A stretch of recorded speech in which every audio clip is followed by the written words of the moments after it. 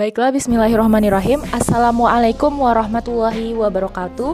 Di sini saya Dina Septia Hafifah dengan NIM 12020721877 akan menjelaskan materi mengenai geopolitik dalam pendidikan kewarganegaraan, di mana hal ini bertujuan untuk melaksanakan ujian akhir semester yang dosen pengampunya bernama Ibu Asmarika MPD selaku dosen mata kuliah Pendidikan Kewarganegaraan.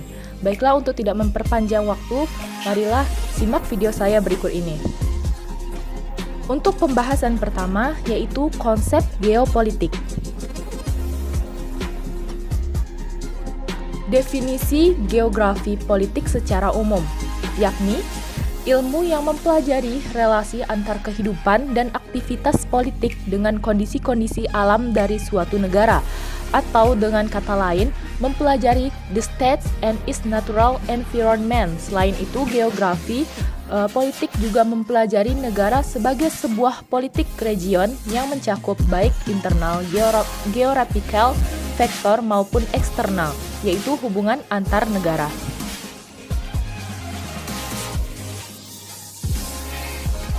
Geopolitik juga menjadi hakikat dalam menjelaskan persatuan dan kesatuan suatu wilayah. Wilayah NKRI sudah menjadi satu berdasarkan Bhinneka Tunggal Ika, yaitu untuk kesetaraan, keadilan, dan kebersamaan, serta kepentingan nasional. Namun hingga saat ini, persatuan dan keutuhan wilayah terancam oleh berbagai gerakan dari dalam negara. Salah satunya yaitu gerakan separatis, baik yang sudah memiliki kekuatan bersenjata ataupun yang masih dalam bentuk wacana. Untuk pembahasan kedua yaitu teori-teori geopolitik negara-negara besar. Ada 7 teori. Yang pertama ada teori geopolitik Friedrich Ratzel, yakni yang pertama, pertumbuhan negara mirip dengan pertumbuhan organisme atau makhluk hidup.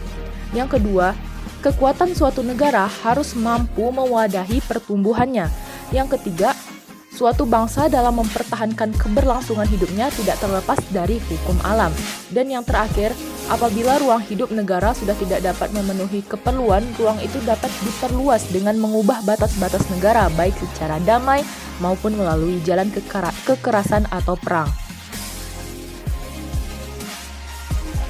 Teori geopolitik Rudolf Kagan yang kedua, yaitu yang pertama poinnya, negara merupakan satuan biologis suatu organisme hidup yang memiliki intelektualitas.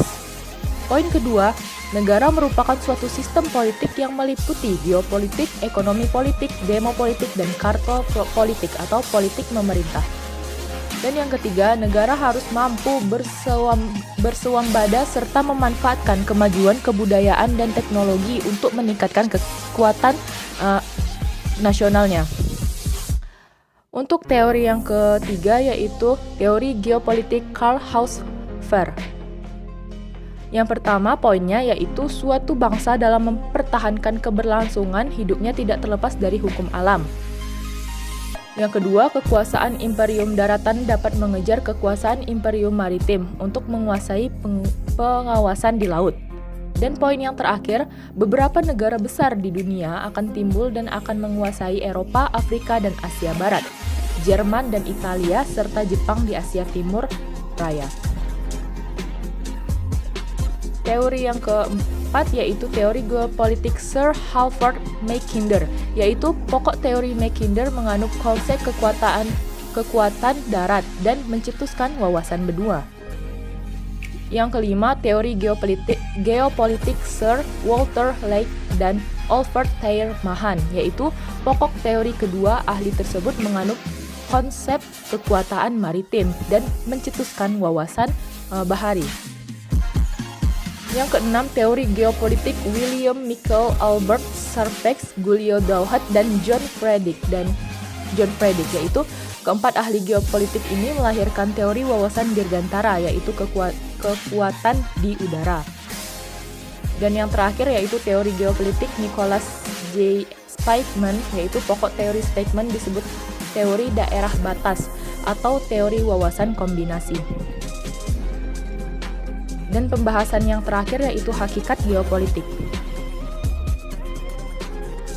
Selain dapat dimaknai sebagai ilmu atau teori, wawasan atau cara pandang, konsepsi, ataupun keadaan tertentu, namun sejatinya geopolitik itu adalah alat serta strategi sebuah negara bangsa dalam rangka menerapkan program dan kebijakan atau politik, terutama politik luar negeri berbasis geografi dan local wisdom daripada bangsa tersebut agar mampu dan tetap survive di muka bumi.